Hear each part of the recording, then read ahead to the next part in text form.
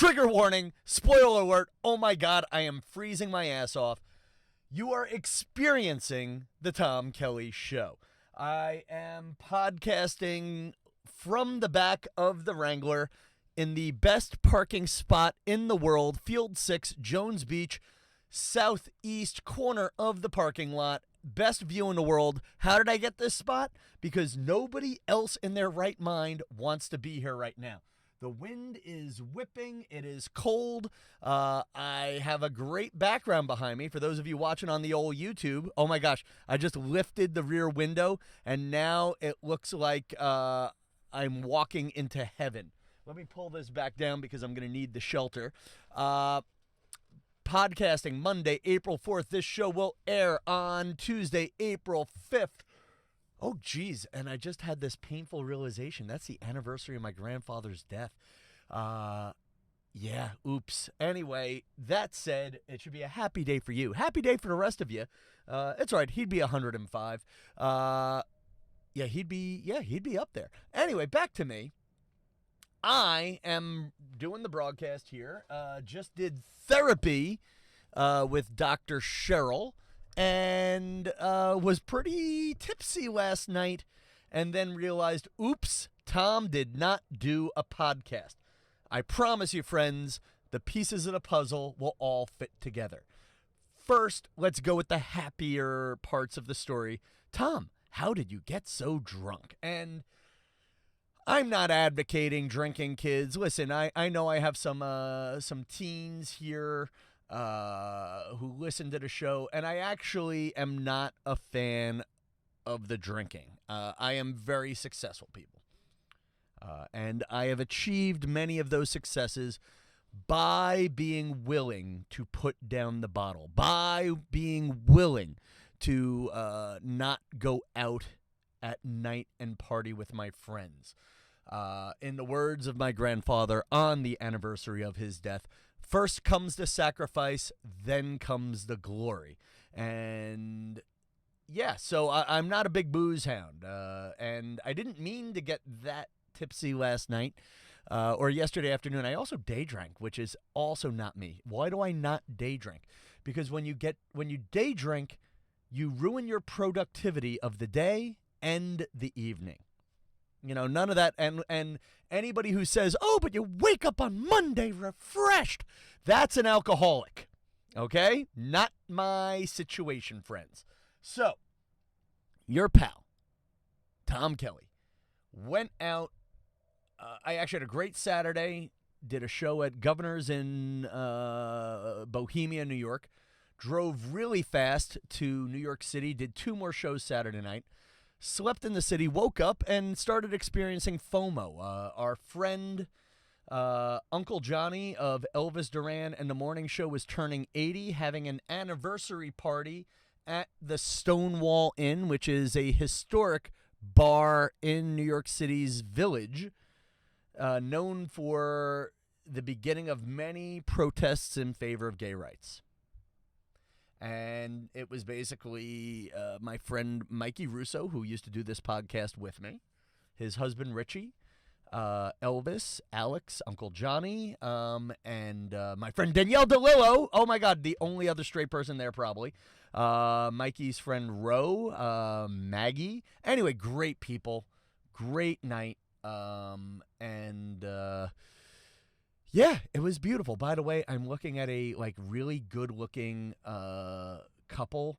Like, they're holding hands. They're about my age. Yeah, they're cuddling now in the freezing wind. And good God, I hate you, you bearded, beautiful. Imagine me with a beard and grabbing a hot girl's butt. That's what you'd be seeing right now if I turned the camera. But I don't want to turn the camera because there's a guy in a BMW staring at me wondering why I'm in the back of a car talking in a microphone. So, by the way, you love this view? Isn't it happy here? This is my happy spot. I'm glad to be sharing the happy spot with you, YouTube viewers. So, went out, had the drinks with the Duran crew. And by the way, I love my gay people. I love all gay people born before the year 1986. Possibly even, not 1990, 86. Why? and this is going to sound crazy, it's going to sound homophobic, but if you're about my age and you grew up gay, you grew up an outsider, and I identify with the outsiders, or people who were outsiders when they were young, people who, yeah, and so I think that's part of why I accidentally have a, nice collection of friends who are gay men. Yeah, and I love you all. Not particularly fond of gay kids born after 1990 because they're just too friggin' confident. Yeah, I don't like. You know what? Once gay kids became cool. It sounds silly, but there's a difference, man. I love my angry, closeted men my age, and some of you may think this sounds homophobic, but some of you also know exactly what the hell I'm talking about. So, hello, friends. Good to hear from you. So, had a great time, and then I went to a bar, and it's now called the Spaniard. When I used to drink there, it was called Boxers. The best hookup of my... Actually, no, it wasn't the best hookup of my life, but it was an early hookup in Tom's very virginal life. The Boxer was a domino in a night of events that led to me hooking up with Tracy Bob's roommate. So, yeah, and I should have bleeped. I'm not naming the roommate. I'm just naming Tracy Bob. But I went out with my NBC page friends, and we went to Nancy Smith's apartment. My friends Andrew Tavani and Jason Caparaz basically kept me from making stupid jokes in front of Tracy Bob's hot roommate. We then go down to the Village to drink from the Upper West Side. There was a jukebox. I think I was picking the right songs. We start making out. And again, stuff that can only happen in your 20s. Tracy Bob and her roommate lived not far from this bar, the Spaniard, then known as Boxers. And we hooked up in the stairwell of her walk-up apartment. Why? Because she didn't want to wake up Tracy Bob and the other 12 roommates all sharing this apartment. So, and then the funny part was I was still living with my folks, and I did not call my dad. My dad calls me angry, and I remember my dad calling my StarTAC flip phone and me having to, and I think that might have been the moment that killed the mood with Tracy Bob's hot roommate. So, speaking of, geez, folks watching on YouTube, this is Dad calling right now. Hang on, we'll take the call from Dad. Hang on. Hey, Dad. Hey, what's going on?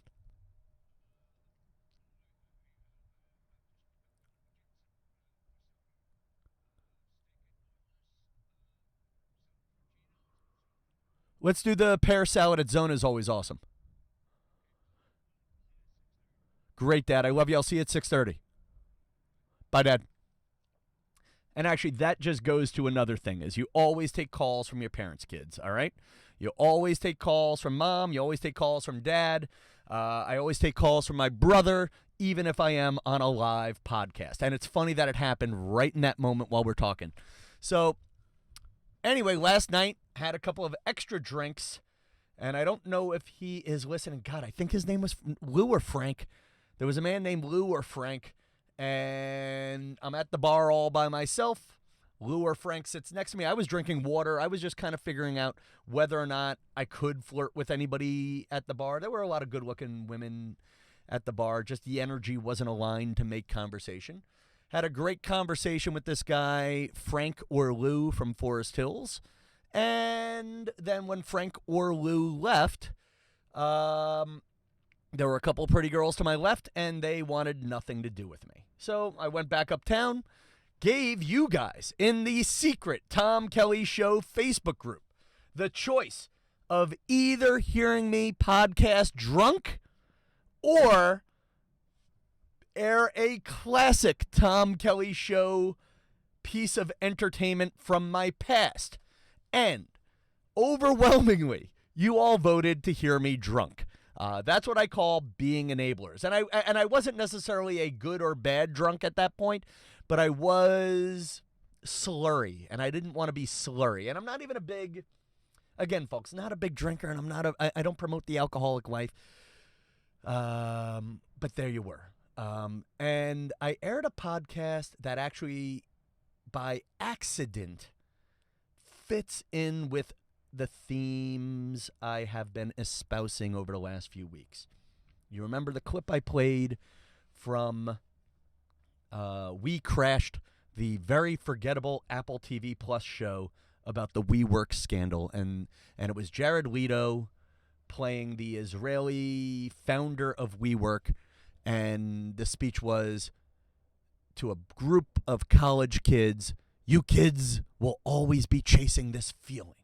And me, I wasn't always chasing the feeling of being in college, but I probably am chasing to this very day the feeling of that episode that I released yesterday. It's not a numbered episode of the Tom Kelly Show, and YouTube people, it's only available on the audio podcast. And by the way, friends, please keep subscribing to and make sure the audio podcast is downloading. That's the real home of this show, and I am not trusting the YouTube algorithm, for lack of a better story. But if you listen to this show again, 50, which was yesterday's episode of the Tom Kelly Show, it's me and my friend Andrew Garcia, who, if I were to have a wedding party, he's probably one of the 5 men I would put in it. It was my best girlfriend from high school, Daniela Anastasio, who was just recently divorced from her first husband.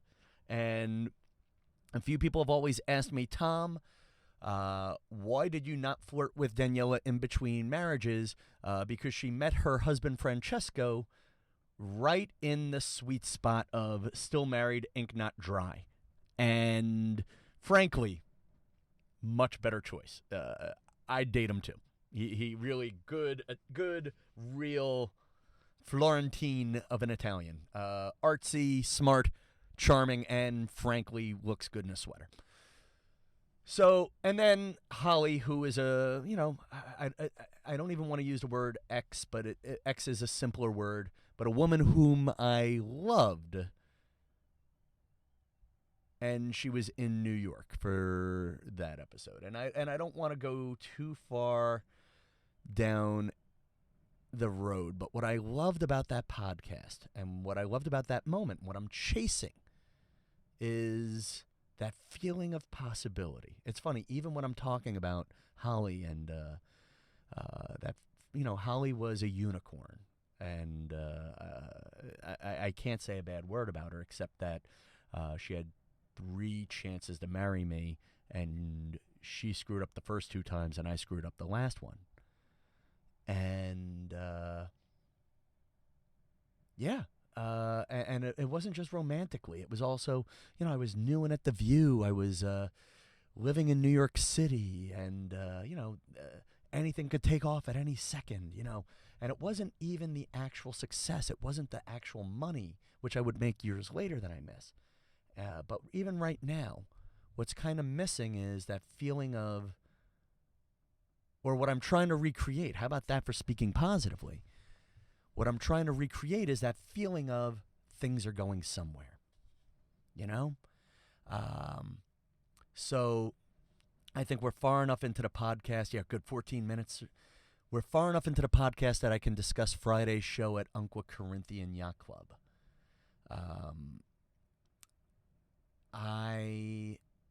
It was a great night. I killed. Tim Crompier killed. Mike Toohey, who opened for us, also killed. It was, Amityville is like my second or third hometown on Long Island. Or actually, the right way to say it is if Massapequa is my hometown, Amityville is my co-hometown. And while the girl I was complaining about on the last recorded episode of the Tom Kelly Show was not there, someone else who shot me down in the 7th grade was there, and fresh off a divorce, but looking hot. I got to find a good code name for her. We will call her you know what? I'm not going to use a code name, but a girl I knew in the 7th grade was there. And it was, and it was funny. For a second or two, she was drunk and flirty, and 7th grade Tom was happy for a minute. And let me own being shallow.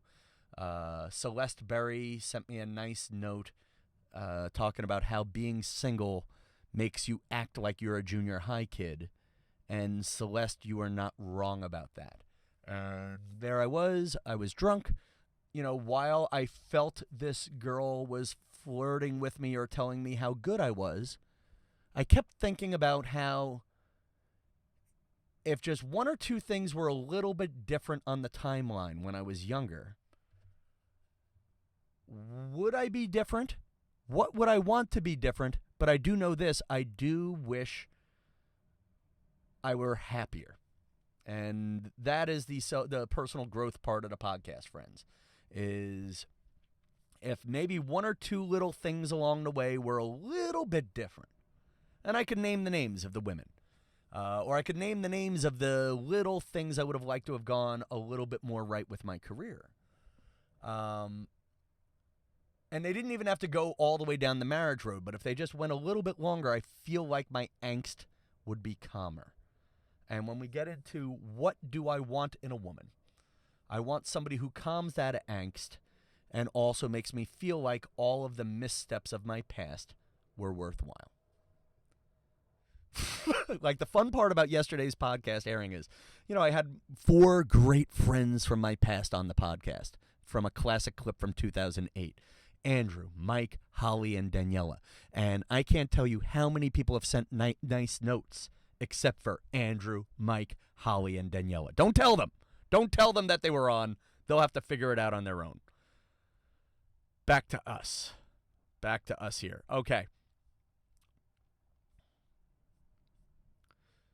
Drama in the Massapequa Moms group. And listen, folks, again, I say this over and over again. If you want to move to a neighborhood, you join the moms group. Why? Because you need to figure out what the ratio of nice mom to Karens are in your neighborhood. And lately, I hate to say it, friends, but the Massapequa Moms group is getting crazier and crazier. So, like, there was a woman, Deb, in the Massapequa Moms group. She went to Whole Foods, and she posts this. Guy behind the counter ignored me for 5 solid minutes. Nobody else there. 3 times I said, excuse me. 3rd time, he looked at me and he said, I'm working on someone else's order. Really nasty. He should have just acknowledged me to begin with and told me I have no problem waiting my turn. I left a whole cart full of groceries and walked away disgusted. Went to manager and complained. I love Whole Foods, but not this location. Now, I am a guest in the Massapequa Moms group, and I love being there because it's a source of just brilliant comedy. And I posted a mean comment that said, well, maybe he was working on someone else's order, but I deleted it. All I know is all the Massapequa moms and all the Massapequa Karens started piling on poor Deb. Deb deletes her post and then writes this. I've got to say how disappointed I am with the Massapequa Moms group lately. So many if you look to berate or condemn a member so quickly. No matter how idiotic or stupid I have found a post, I have never put down anyone. I believe that when Dawn, the Massapequa Moms group founder and queen, created this group, it was for a sense of community. Where did that go? Seems to me more like the Rock'em Sick'em robots on here. She said Rock'em Sick'em. Where did the kindness go? Well, Deb, guess what? Whoever the guy was at the fish counter in Whole Foods is probably making $15 an hour. And when you post in a group of 10,000 men and women that you don't like a guy, one of them might be the manager at Whole Foods. Maybe the guy was having a bad day. Maybe the guy was working with another customer and it was just time to wait your damn turn. But don't be the meanie and then play the victim. And there you go. And I posted something along those lines. That, like, here's the deal, Deb, or should I call you Karen? All right? You probably got that poor fish man fired. You probably fried the fish man. You know? And then you're looking for sympathy, then you're playing the victim. This is not like your little Twitter. There's 10,000 people in that group. You know, there are consequences for when you post something like that. Now, maybe he was that big a jerk. I don't know. You sure didn't paint that picture. Oh my God, you had to wait a few minutes. Oh my gosh. You know? Or even too, if he was that bad, call the manager. Don't call 10,000 people to call the manager on your behalf. And there you go. So, big ending of the show. I think I'm gonna do a few more themed shows. I feel like there is a war on comedy coming. That was going to be my episode for Monday, but I need to produce that from my apartment. I have clips. I've posted a couple of TikToks. 1 or 2 are going viral, and then 1 or 2 are just sitting there confusingly flat. And I guess after airing a repeat from 2008, I am cognizant of how many friends and Oh, I got one last one. You know what? Do you mind if I go crazy for a second? Let me go crazy on one quote-unquote pretend fan. So I got a message from a man named Robert, okay? And it says, "Hey, Tom, sorry to bother you. I met you at Good Morning America, and we went to your comedy show that evening. We're going to New York City in October with 2 other couples. I was wondering if you had any helpful hints for suggestions on how to secure 6 tickets to Saturday Night Live or Jimmy Fallon. By the way, the 2 hardest tickets to get in New York City. And I figured I'd take a shot in the dark and pray for the best. And then, if you cannot help me, thank you. By the way, you should post more often. You're our New York City celebrity that we like to keep up with on social media." Well, Robert, if you've been keeping up with me on social media, you'd be listening to my podcast, and you'd know I don't have a job in TV right now. Good God, don't pretend you're my fan if you're not a friggin' fan, Robert, okay? Hey, Robert, yeah, you know what? Hey, can I book your hotel? Do you need me to be your concierge? But don't bullshit me. Don't bullshit me that you're connected to my stuff when you saw me 2 years ago at a TV show and you want me to connect you with more famous people. Don't act like you're consuming me. Don't act like it. It just set me off. And this moment of me being insecure about how much money I have coming in, and this moment of me being insecure about where my career is going. Now, the other, damn it, Robert. You could have looked at a few posts. You could have hit like on a few things. You could have listened to the podcast. You could have looked up my website. But no, you just went for, what can you get me with famous people? And that just makes me feel like the guy who's only good when I'm sitting next to somebody better looking than me. You know? So that's the other exposed thing is, you know what? If you're going to ask someone for a favor, go make sure they're alive. You know? Go make sure they're working.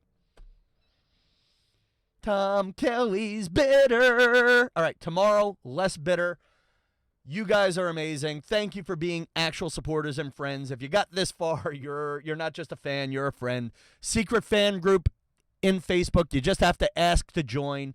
And that's it, friends. I'll talk to you tomorrow. Good night, Jones Beach.